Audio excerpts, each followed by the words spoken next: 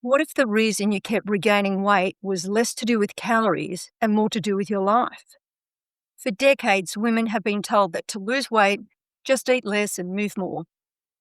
And when the weight comes back, the explanation is usually just as simple. You didn't stick to the plan. You gave up too early. You weren't motivated enough. But after speaking with hundreds of women about their weight, what I discovered was that the explanation for weight regain is far too narrow. It was focused entirely on calories while overlooking huge parts of a woman's life that influence her eating. Things like her weight history, her family food culture, the rules she absorbed when growing up. And once those things were included in the inquiry, eating behaviours that had looked illogical or self-sabotaging started to make perfect sense.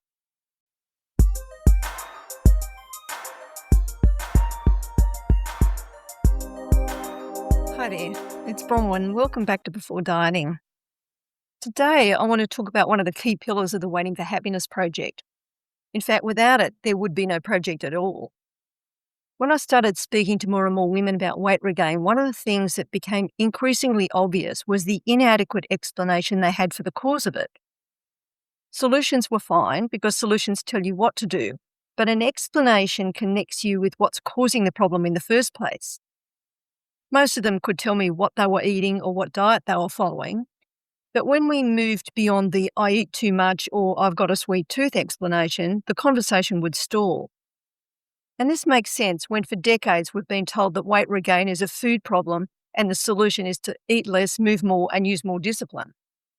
Now, at first glance, that seems perfectly reasonable. If someone is carrying excess weight, surely what they're eating needs investigation. And of course it does. But systems thinking teaches us to be cautious of obvious solutions. The first answer is not always the right answer, especially when the problem keeps repeating. Which is why I need to talk about boundaries in this episode. Most women think of boundaries as something personal, like, protecting their energy or their time or their emotional well-being. But systems thinking draws a different kind of boundary. Here, it relates to what gets included when you're trying to understand and solve a complex problem. Because what's inside the boundary will usually determine the explanation, the reasons, and therefore the solution that you will end up with. The challenge with Eat Less and Move More is that food and exercise become separate silos for solutions rather than connected parts in a larger system. And if you've listened to a few episodes, you know that in systems thinking, we're interested in connections, not just the individual pieces. Because it's often the relationship between the parts rather than the parts themselves that explain why a problem keeps repeating. So when we look at most weight loss approaches, they draw their boundary very tightly around calorie intake, whether that be restricting your eating time frame or straight cutting back on calories. Beyond the calorie reduction, investigation into other things is either very narrow or non-existent. So the more women I spoke with, the more I found myself asking about the things that nobody seemed particularly interested in asking about at all.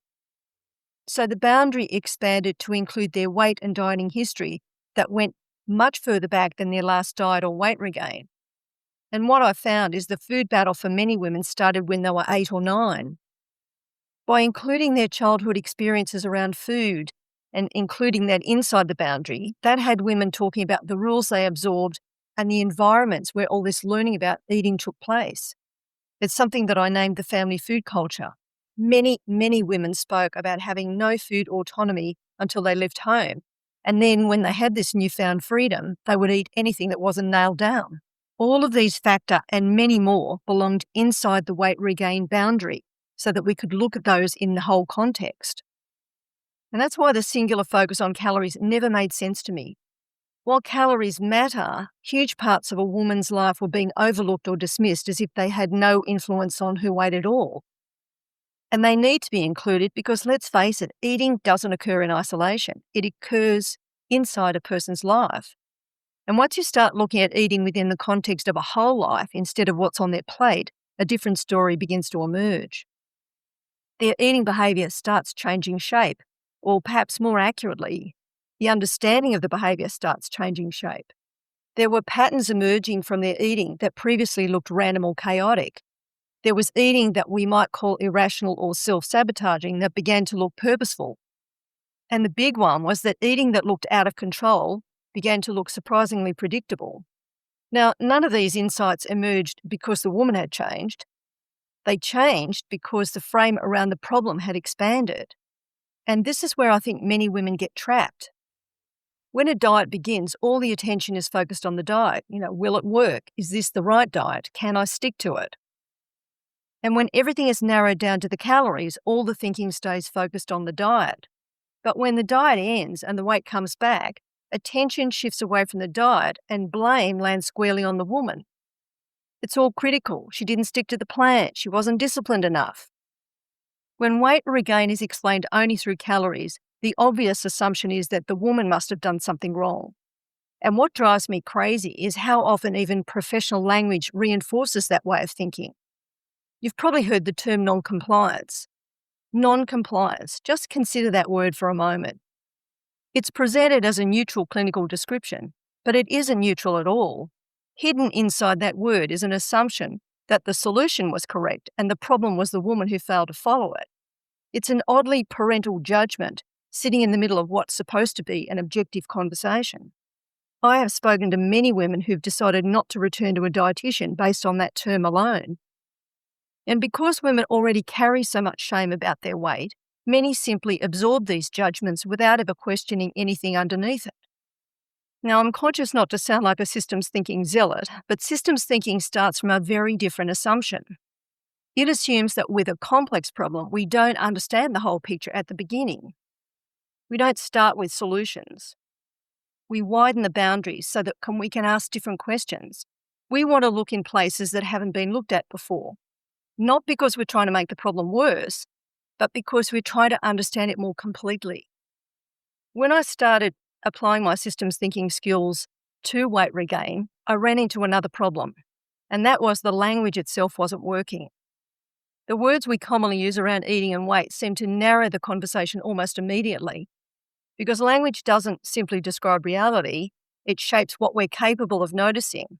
It also really determines the types of questions that we ask, and therefore, as a result, the explanations and the solutions that we feel are available to us. That's why I had to go back to the drawing board to develop some new concepts and models and language. Not because women need more jargon. Most women already know more about food than they ever want to know.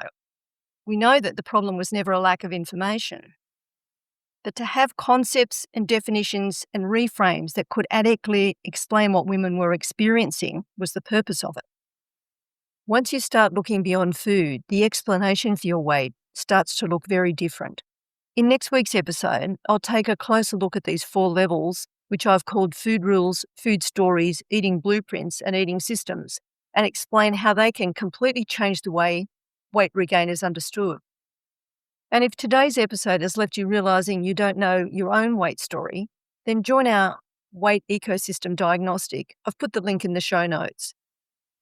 And if you want to support my work in eliminating shame from all weight conversations, the best way you can help is by leaving a rating or review on your podcast app. It really does raise the visibility for more women to see the podcast. So as always, thanks for joining me, and I'll talk with you next week.